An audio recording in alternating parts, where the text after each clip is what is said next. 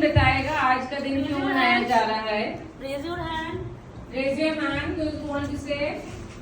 किसी को पता है? बड़े बच्चों को तो पता है। Next Muskan, please perform.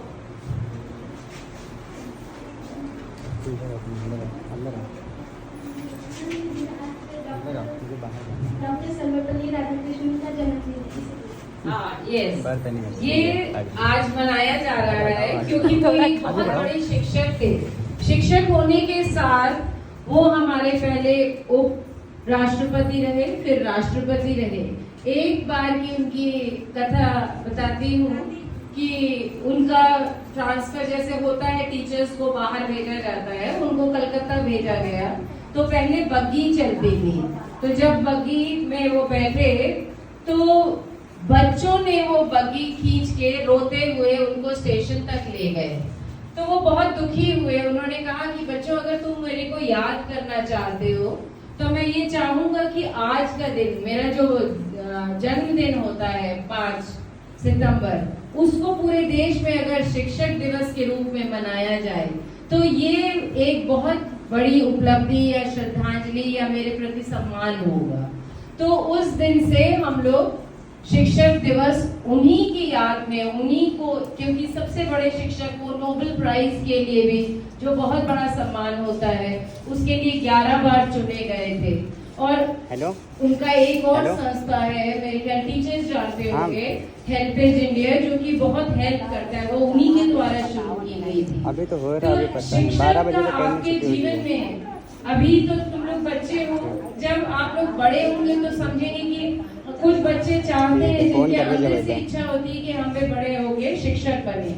जैसे मेरे को लगा कि शिक्षक बन के एक शिक्षक हजारों बच्चों को सिखाता है। मैं 27 साल से पढ़ा रही हूँ, प्रिंसिपल हूँ, टीचर हूँ, लेकिन शायद मैंने हजारों बच्चों को पढ़ाया है। तो वो 1000 में से अगर 500 बच्चा भी याद रखता है या मेरी कही बात को सुनता है, तो मैं सोचती हूँ कि ये मेरी एक बहुत बड़ी उपलब्धि है बच्चों। तो हम लोगों को अपने टीचर्स का बहुत सम्मान करना चाहिए, क्योंकि अच्छा, किसी को पता है गुरु गोविंद दाऊ खड़े, ये वाला कोई श्लोक जानता है?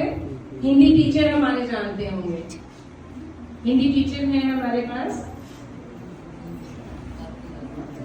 गुरु गोविंद, हाँ, yes. I will request any teacher to say. और ये बच्चों, तुम लोगों को बहुत समझना है, इसको समझना है कि क्यों ऐसा कहा गया है। Sir please. बच्चों, आज टीचर्स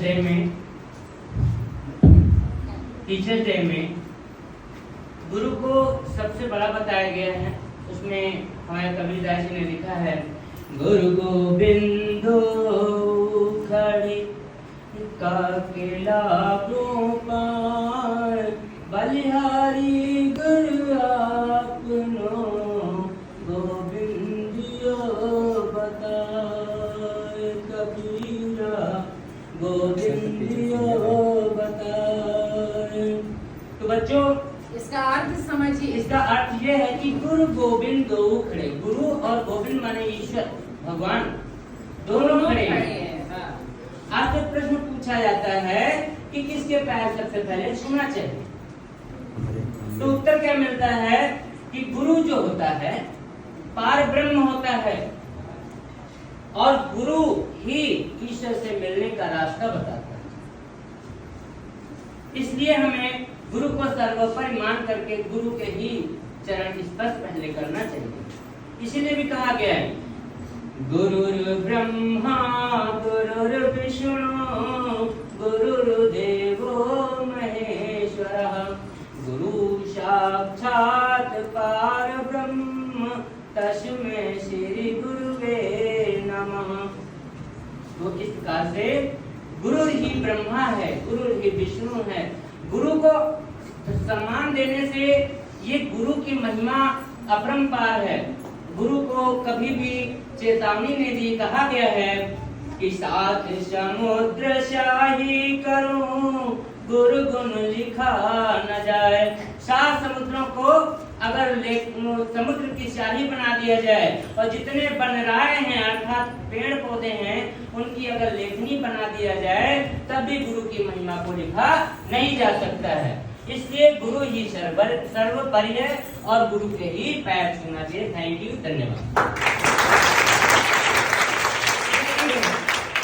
सर ने बहुत अच्छा एक्सप्लेन किया और ये दोनों श्लोक जो हैं हमें लगता है कि सर इसको अगर हम लोग असेंबली में कराया करें तो बच्चों को सबको याद हो जाएगा और इससे हमें ये शिक्षा मिलती है कि आज ही से नहीं, काफी जमाने से हमेशा से गुरु का सम्मान हमेशा ऊपर होता है। गुरु को हम लोग इसीलिए बहुत ऊंचे स्थान पे रखते हैं क्योंकि गुरु ने ही हमें रास्ता दिखाया, गुरु ने ही बताया कि ये भगवान है, ये अल्लाह है, ये जीसस है या ये गुरु नानक है। पर गुरु जो हमेशा हमारा है उसने ही तो रास्ता दिखाया है। इसलिए गुरु का सम्मान हमेशा अपने दिल में बहुत रखना चाहिए। अच्छा, एक बात और बताओ बच्चों,